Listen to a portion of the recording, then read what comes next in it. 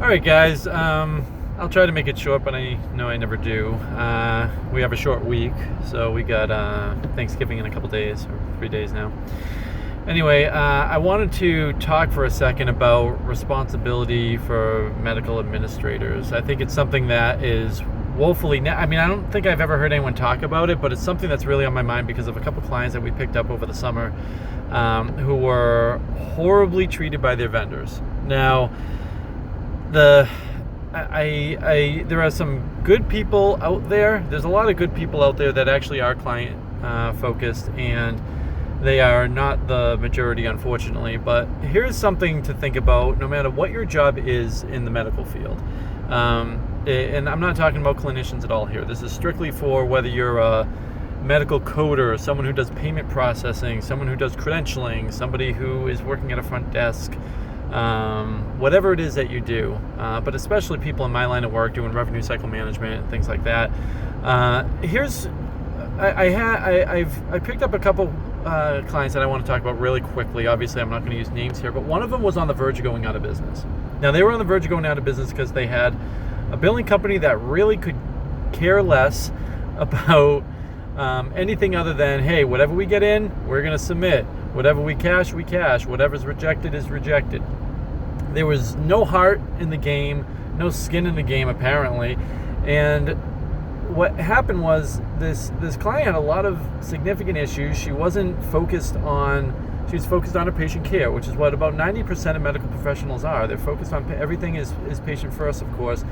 We are the ones who are responsible for the business side of things, not them. The reason why they contract with us is because they're expecting us to have their back. So the billing company didn't have her back. There was a huge credentialing mess. The credentialing company didn't take any kind of responsibility on what they were doing. And this led to lots of insurance companies sending money to the wrong places. It led to lots of insurance companies not being properly credentialed, so no money was coming in and nothing could even be appealed. There were timely filing limit issues. This practice was on the verge, probably when I got involved, about 6 weeks away from going out of business. They had issues paying front office staff. Let's say a few weeks may have gone by without that being able to happen. They were losing staff quickly, of course, because of this, and it was a nightmare scenario.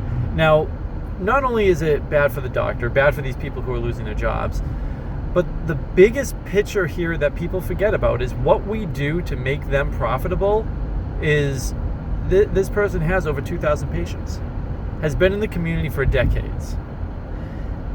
The impact that you have on people who have trusted their lives for decades with the same provider, who knows everything about them, knows their family, knows who they got married to last year, or when they were about to have their new kids or grandkids or whatever. There's a special bond, and this is the stuff when you talk about patient-centered medical homes, actually improving quality of care, not what a lot of the measures we think really are helping all that much, but actual bonds that we're creating that we know is great for continuity of care and great for patient care. This practice goes under. If they go under, and they should have been making not crazy money, but they probably should have been making somewhere around 22 or 28 grand a month. Now they were making 8. They were just like Walking Dead at that point. You're about to deprive not just these people from their jobs, but you're about to have a huge impact on the community. Another one I want to bring up is the therapist. Even closer connection. This person has individuals driving an hour and a half or 2 hours at times to come see her. Now, she's been in practice even longer, over 40 years. So she was in a similar situation. Mainly credentialing wasn't being done properly, and it was with somebody who didn't have really experience on the behavioral medicine side of things. So things weren't being done properly, and they weren't being fixed. And the thing is that everybody makes mistakes. My company, people will make mistakes there. Your company, every place, there's problems. Sometimes you have the wrong person. It's not a good fit. But the important part is you learn from your mistakes. You never make those mistakes again when you make one. And you make sure everybody's abreast of what's happening, and you fix it, and you take accountability, and you move on. But this person was about to give up her practice and start working for the Red Cross because she couldn't get it figured out. And she's not supposed to get it figured out. She's supposed to rely on us to get it figured out. Now, if you have decades of therapy with an individual, you can't just say that this person's practice is closing and I'm just going to go ahead and book my next appointment with somebody else. That connection is very important. You have to find the exact right person and be able to feel comfortable to open up to. Now they're going to have to start all the way from the beginning and try to create this connection right from the start. It's like going through a divorce and trying to get married again and fall in love again. This is not something that we want to put people through. So you have to take pride in what you do. Whether or not you're happy at your job for this, that, or the other, regardless, you have to do quality service to your clients. And when you fall behind on your duties because you're trying to make a point to your boss or to whatever it is that's going on, if you're not happy, leave, work for another place.